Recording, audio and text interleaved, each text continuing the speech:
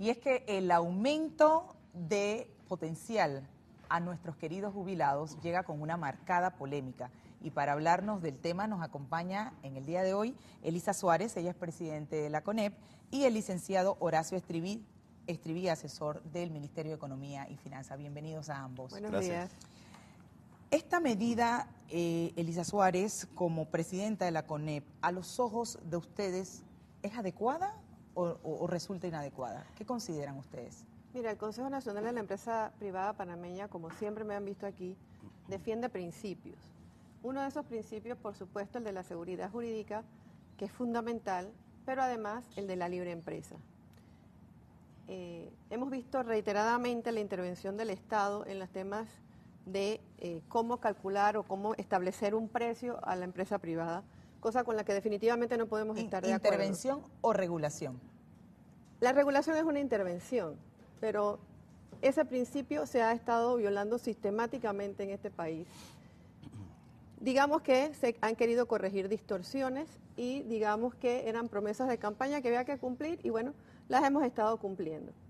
Sin embargo, quien más ha recibido el impacto de todos estos cambios ha sido siempre la industria de la construcción.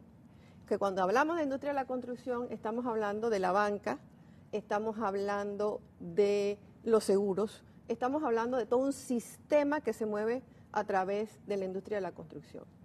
¿Y qué es lo que ha pasado? Que a nuestros ciudadanos, por este y otros factores, se les ha estado aumentando el precio de la vivienda.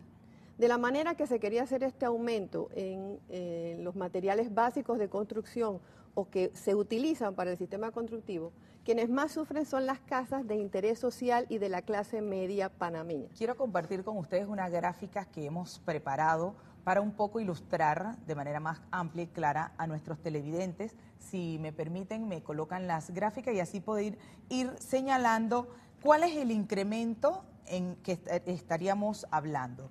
Vemos aquí el aumento impuesto de la minería no metálica. Estaríamos hablando en cuanto a la arena, que hoy día está en .30 centavos, estaría costando 5 balboas el metro cúbico. Correcto. Así también el impuesto a la piedra, que hoy día cuesta .13 centavos, incrementaría a 5 balboas.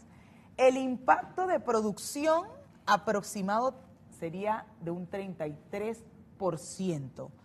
Licenciado Horacio Estriví, ¿usted considera que este incremento que la ley busca a nuestros jubilados persigue realmente resolver el problema del IBM? Déjame empezar por el principio. La medida, buenos días en primer lugar, está orientada a mejorar el nivel de retribuciones que recibe un segmento importante de la población, que son los pensionados, con el propósito de compensar un poco los efectos de la inflación, que aunque ha disminuido, pues ha dejado un rezago, sobre todo en este segmento de la población. Y es de allí que, y en virtud de lo que inclusive plantearon algunos gremios, de que se buscasen alternativas que no fueran la gasolina para generar este aumento, se aplica entonces a los juegos de azar un impuesto de 5% sobre la transacción de las fichas y los cupones, etcétera, todos los instrumentos que median en este tipo de transacciones. Se espera recaudar por este concepto en total aproximadamente unos 74 millones de dólares, incluyendo el componente que he señalado de juegos de azar, aunado entonces al componente piedra y arena. Entonces empecemos por ese concepto.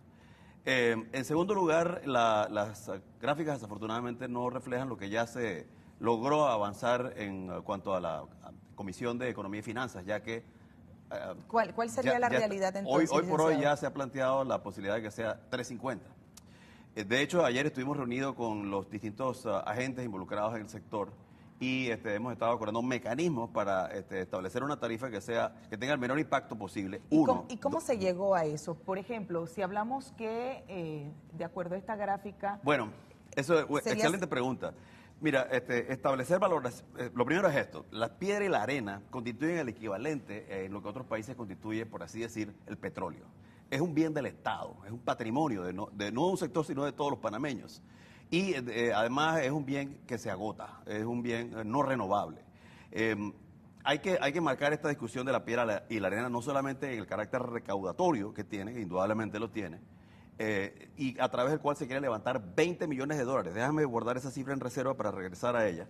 Sino que hay que verlo también en el contexto de que este recurso es un recurso que en el pasado ha sido devastado. En este país hay antecedentes de empresas y de proyectos que han devastado literalmente ciertos segmentos del país.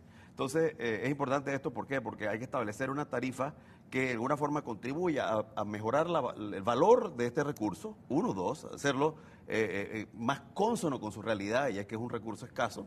Y en segundo lugar, hay que establecer medidas para garantizar que se vaya restringiendo la actividad ilegal. Ahora, Pero, cuando esto se restrinja... a ver, licenciado, Ajá, una pregunta.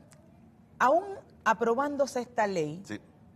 ¿el problema de la Caja del Seguro Social seguiría o esto es Bueno, una medida por supuesto, paliativa? a ver, el tema del programa de invalidez y vejez y muerte requiere un gran diálogo nacional, porque es un problema que va a exigir grandes sacrificios, grandes reformas, porque Sí, tiene pero un trasfondo... sacrificando otros sectores. Sí, a ver, bueno, Exactamente. a ver. Y al mismo de siempre, disculpe. ¿Estamos hablando del aumento de ahora de 70 millones o estamos hablando del déficit actuarial? Pues son dos temas distintos. Ahora se va a paliar, en parte, se va a compensar el salario de la pensión de este grupo para poder hacerle frente a una situación ya. El otro tema es cómo hacerle frente a quienes nos vamos a jubilar, todos los que estamos en esta mesa, a futuro. Ahora bien, vamos a invertir el orden de la discusión, vamos al final. 20 millones de dólares, ¿qué representa de una industria que es casi de 2.000 millones de dólares? La tasa de extracción no se aumenta en este país, mi estimada periodista, desde hace décadas. Por otra parte, como te digo, la medida no es solamente recaudar más, es también que haya una mejor administración de este recurso. ¿Qué implica eso? Que estamos tomando medidas para que no se explote de manera ilegal, uno, dos, no haya evasión. Entonces, yo considero que obviamente es un sacrificio, pero es un sacrificio que hay que poner en proporción. Tenemos casualmente, en ese sentido, tenemos otra gráfica en donde vemos el incremento sí. que estaríamos hablando de un incremento de $50.000 que hoy día cuestan las residencias o casas de interés social a $60.000. Licenciada Elisa Suárez, usted con la experiencia, ¿usted cree que este incremento, con este incremento realmente se ve impactado? Ahora que el licenciado Horacio dice que no vamos a pasar a $5, sino que se ha llegado a un acuerdo de que sea 3.50, para que entendamos todos, ¿cuántos más o menos metros cúbicos se necesitaría de arena para construir precisamente una casa de interés social? Le comento que no es solamente arena y piedra. Se está hablando de todos los materiales no metálicos, que incluyen arcilla, que incluyen capa base, lo que mueve una cantera que no solamente es arena y piedra. Evidentemente, las casas más económicas, unifamiliares, el impacto del aumento en materiales o del costo de los materiales es del 40%. O sea, cuando yo hago una casa, el 40% de todo lo que yo pago se va en materiales y principalmente arena y piedra. Por eso nosotros calculamos que el aumento en las casas iba a ser entre 15 y 20%.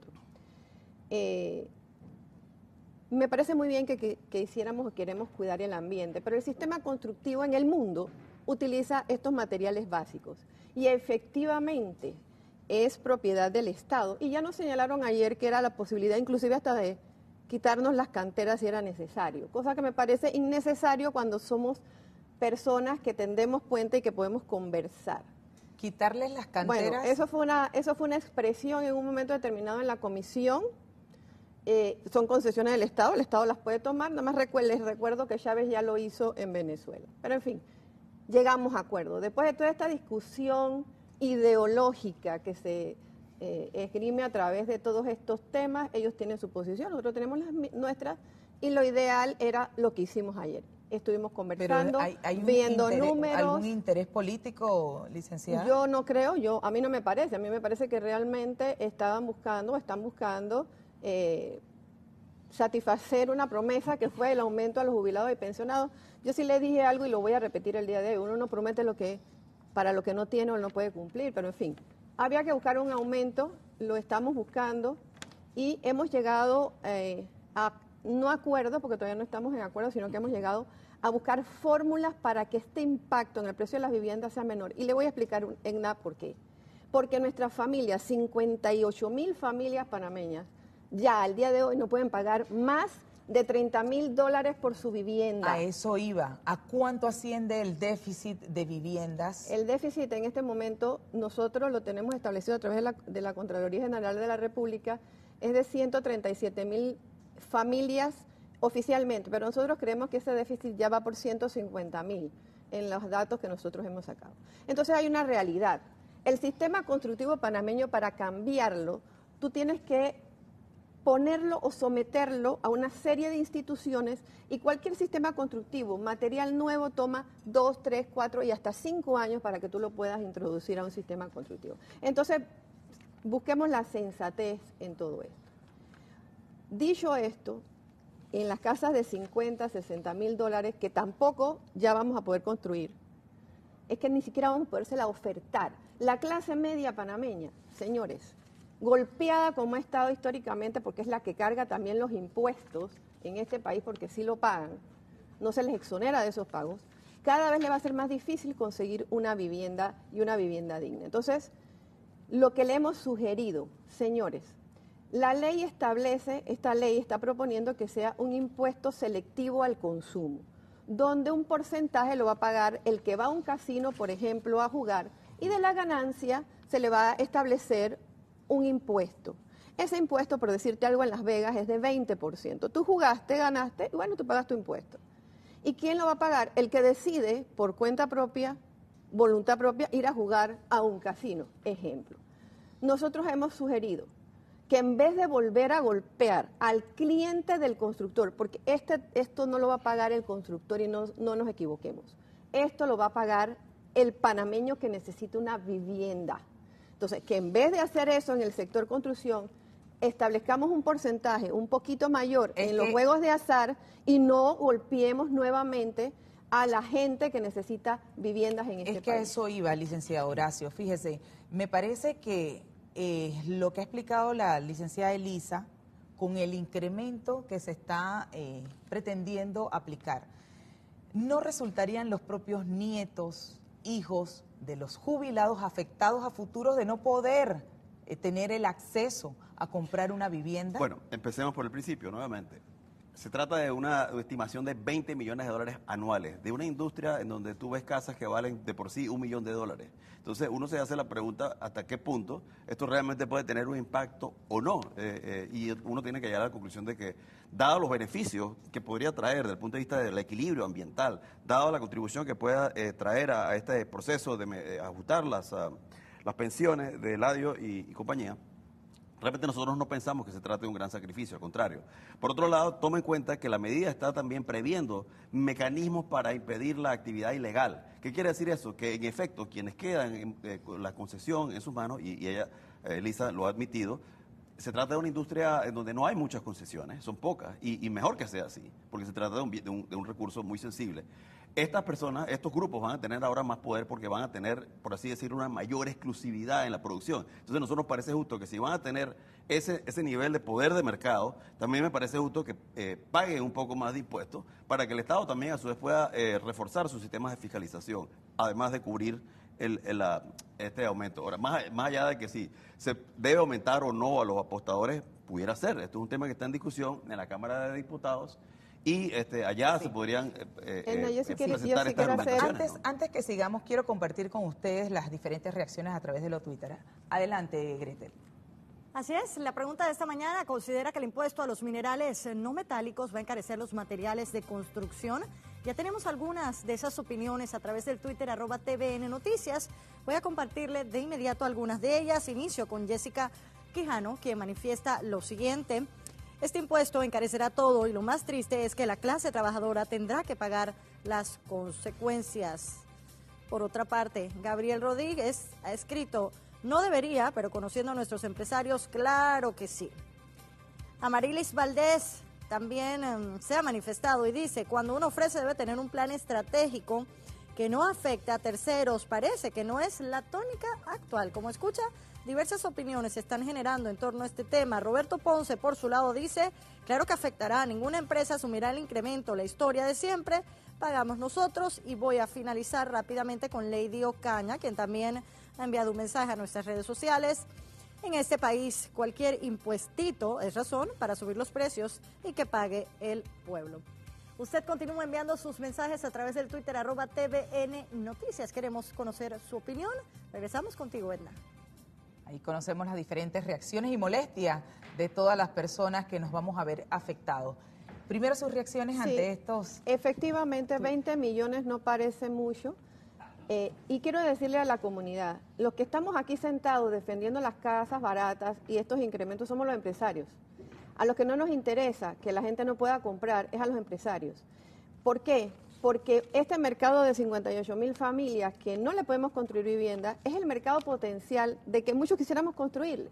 Así que a nosotros no nos interesa seguir aumentando los precios. Hace mucho que no hay, construyen para personas de interés social, de bajos ingresos. Hay una gran cantidad de factores. El precio de la tierra, por ejemplo, que se aumentó en los últimos 10 años exponencialmente. Materiales de construcción que no son panameños, que son traídos del exterior, aceros, etcétera, que han subido exponencialmente. O sea, una serie de factores. Los aumentos en el salario mínimo, los aumentos en las convenciones colectivas con los trabajadores del sector construcción que han sido impactantes, una serie de factores que, aunado a estos impuestos, a los impuestos que nos cobran las 19 instituciones que nos cobran, o aunado a los municipios que nos cobran cada vez más por los permisos, los bomberos, la policía, todo, todo esto lo incrementa. Pero yo te quiero hacer una observación con relación a lo que dice Horacio, de que parece poco 20 millones y un sacrificio más. ¿Por qué el sacrificio no lo hace el gobierno a través del ahorro en las planillas estatal? ¿Por qué no vemos un interés de disminuir gastos y costos administrativos en el sector gubernamental? O sea, siempre se nos pide a los ciudadanos, porque al final son los ciudadanos los que pagan los impuestos, que hagamos, ¿verdad?, el sacrificio. Yo creo que llegó el momento, y yo voy a hacer un llamado a los legisladores aquí. Con gusto respondo. Permítame, estamos en una negociación que hoy va, Dios primero, a segundo debate en el órgano legislativo. Les pido, por favor, les ruego que además de cualquier pacto, pensemos en Panamá y en el bienestar de las mayorías y de las masas. En primer lugar, pensemos en Panamá, estoy de acuerdo, y eso implica no ver esto en términos de empresarios versus gobierno. En segundo lugar, la esencia del asunto aquí es que nosotros no podemos seguir suponiendo que una industria de la construcción va a seguir prosperando si nosotros no preservamos y no cuidamos los recursos naturales. En tercer lugar, reconozco, y ahora hablo no como funcionario, sino como Horacio Estriví, que el gobierno debe hacer esfuerzos para mejorar la administración de sus recursos humanos a través de carrera administrativa y otra serie de políticas. Pero al final se trata de que si cada parte asume una posición de que, bueno, no, primero refórmate tú y luego yo, entonces en ese sentido el país se va a paralizar y no vamos a lograr ningún avance. Yo creo que todas las partes, gobierno, empresas, gremios, medios de comunicación, debemos tener claridad sobre una visión de país y eso exige reconocer que en alguna ocasión todos vamos a tener que incurrir en algunos sacrificios en aras de un mejor futuro. Es que definitivamente tenemos que hacer algo urgente, Elisa, porque si no en el 2024 no va a haber dinero para nuestros jubilados. Definitivamente, pero esta es otra discusión, Edna. Yo creo que la discusión del IBM y del déficit de la Caja de Seguro Social, porque esto se está estableciendo solo para pagar el aumento a los jubilados. No nos confundamos. Esto no va a resolver desde ningún punto de vista el problema que ya tenemos. Yo soy una de las que no me voy a jubilar. Por eso le preguntaba si era un paliativo. Por lo menos no va, bueno, la buena noticia es que no va a contribuir a agravarlo, ¿no? Pero Elisa tiene razón cuando plantea que esto no es ni remotamente ni un cosquilleo. Nada. En el sentido del problema magno que tenemos todos en cuanto a la eventual colapso de la caja si no hacemos algo. Yo creo Más que específicamente eso sí es una discusión, fíjese, yo creo que eso sí es una discusión inminente que tenemos que tener los trabajadores, el gobierno, los empleadores, que somos pues los que pagamos las cuotas del Seguro Social, porque es una realidad que nos va a golpear a la cara mucho antes de lo que pensamos. Y definitivamente la idea de dejar a los abuelitos también sin un aumento no es el criterio aquí al que estamos buscando. Lo que estamos pidiendo es que el impacto al resto de la sociedad panameña no sea tal que nos cause, por ejemplo, este problema de no tener casa y al final las invasiones son los que se dan porque el que necesita casa la va a buscar donde sea. En un minuto quiero que ambos me den una conclusión de cómo vamos a resolver el problema y qué se espera para las próximas reuniones que se van a dar. Elisa.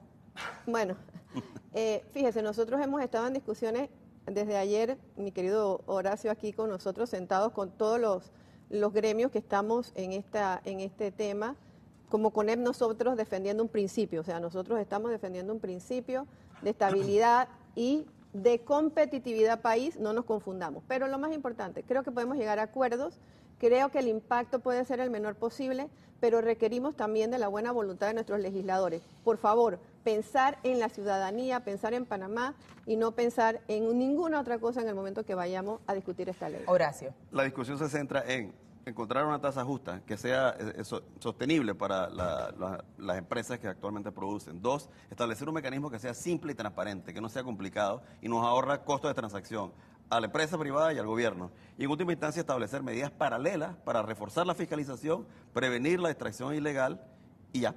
Esos serían los fundamentos de los acuerdos que estamos buscando. En un segundo, Horacio, usted como asesor del Ministerio de Economía y Finanzas y que supongo propuso esta alternativa opción, ¿por qué no solamente sacar ese incremento o trasladar ese incremento a los juegos de azar y no a la minería no metálica? Hombre, como le dije, esto es una propuesta inicial, está ahora sometido a la discusión en segundo debate y allí las personas pueden acudir y hacer sentir sus inquietudes y su postura. Lo único es que por favor después no digan que nosotros el gobierno queremos ahora también afectar a un sector que es el sector de los casinos, el sector porque al final algún sector tiene que resultar afectado por lo menos a corto plazo, ¿no? Claro que sí. Bueno, y lo que procuramos es que esa afectación sea justa y sea lo menos posible. Acuérdense que este es un impuesto al consumo y este impuesto al consumo se va a pagar en un consumo de alto nivel, o sea, es un consumo que va a pagar el que juega y gana,